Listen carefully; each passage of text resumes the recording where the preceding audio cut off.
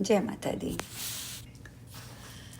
जब विश्वामित्र जी दूसरा स्वर्गलोक बनाने के लिए जल का स्पर्श करके यज्ञ का आरंभ करने लगे, यहाँ तक कि आरंभ कर भी दिया, और उनके इस प्रकार के प्रयत्न को जानकर इंद्रदेव गाधी पुत्र मुनि विश्वामित्र के पास तुरंत आ गए और पूछने लगे, आप ये क्या कर रहे हैं? आप कुपित क्यों हैं? आप दूसरी सृष्टि मत कीजिए, मुझे बताइए मैं आपका कौन सा कार्य करूं? ये सुनकर विश्वामित्र बोले, हे विभो, आपके लोक से च्युत होकर अत्यंत दुख में पड़े हुए राजा त्रिशंकु को आप प्रेम पूर्वक अपने निवास स्थान अर्थात स्वर्गलोक में ले जाइए। व्यास जी बोले, हे राजन, विश्वामित्र का यह निश्चय जानकर इंद्र को बहुत भय हुआ। उन्होंने मुनि का उग्र तपोबल समझकर कहा, ठीक है। तत्पश्चात राजा को दिव्य शरीर वाला बनाकर और उन्हें एक उत्तम विमान पर बैठाकर विश्वामित्र जी से आज्ञा लेकर इंद्रदेव अपने पुरी के लिए प्रस्थित हुए। राजा त्रिशंकु सहित इंद्र के स्वर्ग चले जाने के उपरांत विश्वामित्र सुखी होकर अपने आश्रम में निश्चिंत होकर रहने लगे।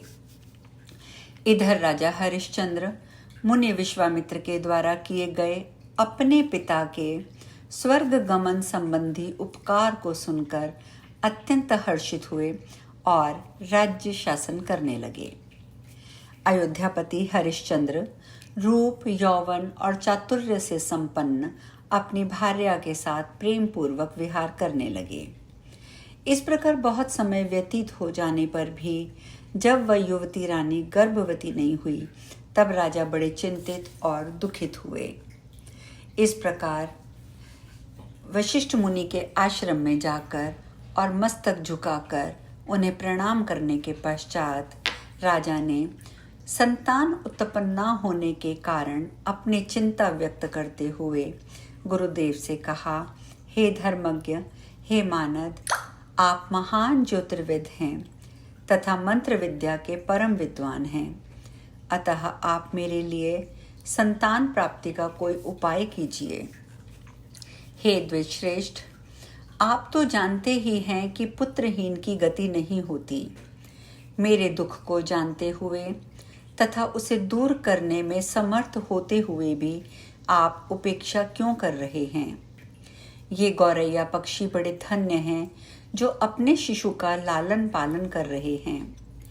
मैं ही ऐसा भाग्यहीन हूँ जो सदा दिन रात चिंतित रहता हूँ।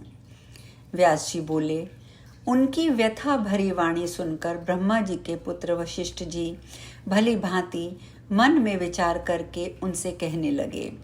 वशिष्ठ जी बोले, हे महाराज, आप ठीक कह रहे हैं। जो दुख पुत्र न होने के कारण होता है, वैसा अद्भुत दुख इस संसार में नहीं है।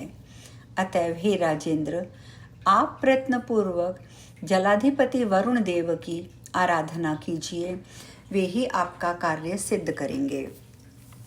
हे धर्मनिष्ठ, वरुण देव से बढ़कर दूसरा कोई संतानदाता देवता नहीं है, इसलिए आप उन्हीं की आराधना कीजिए। इससे आपका प्रयोजन अवश्य सिद्ध हो जाएगा। मनुष्यों को भाग्य तथा पुरुषार्थ इन दोनों का आदर करना चाहिए, क्योंकि बिना उद्योग किए कार्य सिद्धि कैसे हो सकती है। हे नृपश्रेष्ठ, तत्वदर्शी मनुष्यों को न्यायपूर्वक उद्योग करना चाहिए। वैसा करने से सिद्धि अवश्य मिलती है, अन्यथा नहीं। अपरिमित तेज वाले उन गुरु वशिष्ठ की ये बात सुनकर राजा हरिश्चंद्र ने तप करने का निश्चय किया और गुरु को प्रणाम करके वे निकल पड़े।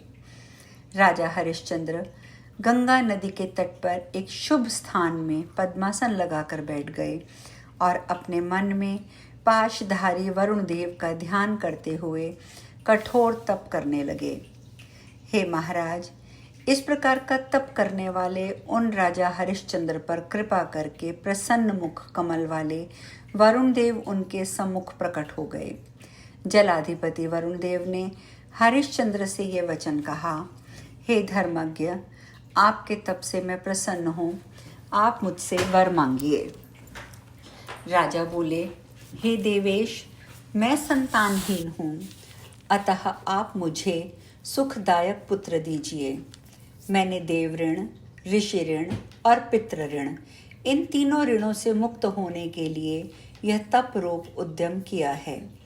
अब दुखित राजा का ये प्रगल्भ वचन सुनकर वरुण देव अपने सम्मुख स्थित राजा हरिश्चंद्र से मुस्कुराते हुए कहने लगे, हे राजन, यदि आपको मनोवांछित गुणवान पुत्र उत्पन्न हो, तब मनोरथ पूरा हो जाने के पश्चात आप मेरा कौन सा प्रिय कार्य करेंगे।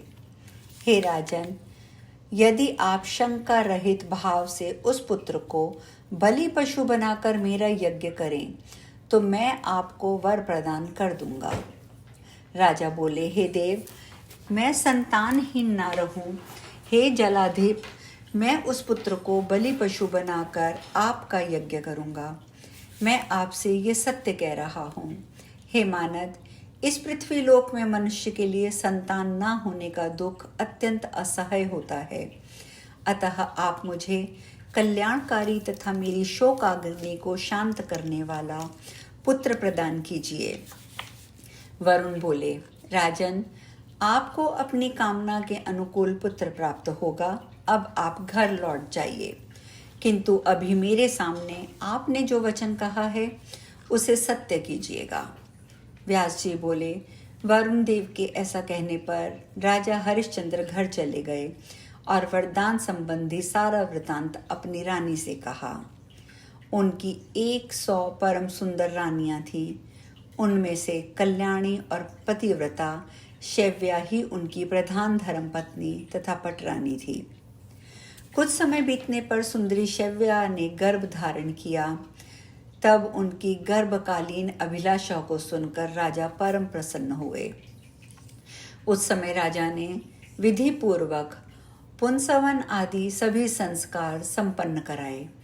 10वां महीना पूरा होने पर रानी ने नक्षत्र और ग्रह के उत्तम प्रभाव से युक्त शुभ दिन में देव पुत्र के समान कांतिमान पुत्र को जन्म दिया। पुत्र के जन्म लेने पर राजा ने ब्राह्मणों के साथ जाकर स्नान करके सर्वप्रथम बालक का जातक संस्कार किया और बहुत दान दिए। पुत्र का जन्म होने से राजा को परम प्रसन्नता हुई। उस समय उन्होंने धन धान्य से युक्त होकर परम उदारता पूर्वक अनेक प्रकार के विशिष्ट दान दिए और गीत वाद्यों के साथ महोत्सव मनाया। व्यास जी बोले, राजा जन्मेजय, राजा हरिश्चंद्र के घर में पुत्र का जन्मोत्सव मनाया जा रहा है। उसी समय सुंदर ब्राह्मण का वेश धारण करके वरुण देव आ पहुंचे। आपका कल्याण हो, ऐसा कहकर उन्होंने राजा हरिश्चंद्र से कहा, हे राजन, मैं वरुण देव हूँ, मेरी बात सुनिए। हे नृप, आपको पुत्र हो गया है, इसलिए अब आप इसके द्वारा मेरा यज्ञ कीजिए। हे राजन, मेरे वरदान से अब आपकी संतानहीनता का दोष समाप्त हो चुका है। अतः आपने जो बात पहले की थी वही सत्य कीजिए। वरुण देव की बात सुनकर राजा चिंतित हो उठे कि कमल के समान मुख वाले इस नवजात पुत्र का वध कैसे करूं, अर्थात इसे बलि पशु बनाकर यज्ञ कैसे करूं। किंतु स्वयं लोकपाल और पराक्रमी वरुण देव विप्रवेश में आए हुए हैं। अपने कल्याण की इच्छा रखने वाले व्यक्ति को देवताओं का अनादर कभी नहीं करना चाहिए। साथ ही पुत्र स्नेह को दूर करना भी तो सब प्राणियों के लिए अत्यंत दुष्कर कार्य है। अतः अब मैं कौन सा उपाय करूं जिससे मुझे संतान जनित सुख प्राप्त हो। तब धैर्य धारण करके राजा हरिश्चंद्र ने वरुण देव को प्रणाम करके उनकी पूजा की और विनम्रता पूर्वक मधुर तथा युक्ति युक्त वचन कहने लगे। राजा बोले, हे देवदेव, मैं आपकी आज्ञा का पालन करूंगा। हे करुणा निधान, मैं वेदोक्त विधि विधान से प्रचुर दक्षिणा वाला यज्ञ करूंगा। किंतु अभियज्ञ न करने का कारण ये है कि पुत्र अभी उत्पन्न हुआ है और इसे उत्पन्न हुए अभी करीब 10 दिन हुए हैं। 10 दिन बाद पिता शुद्ध होकर ही कर्मानुष्ठान के लिए योग्य होता है और 1 महीने में माता शुद्ध होती है। अतः जब तक पति पत्नी दोनों शुद्ध नहीं हो जाते तब तक यज्ञ कैसे होगा। वरुण देव, आप तो सर्वज्ञ हैं और संतान धर्म को भली भांति जानते हैं। हे वारीश, आप मुझ पर दया कीजिए। हे परमेश्वर, मुझे क्षमा कीजिए। आज हम यहीं विश्राम लेंगे। शेष कल। जय माता दी।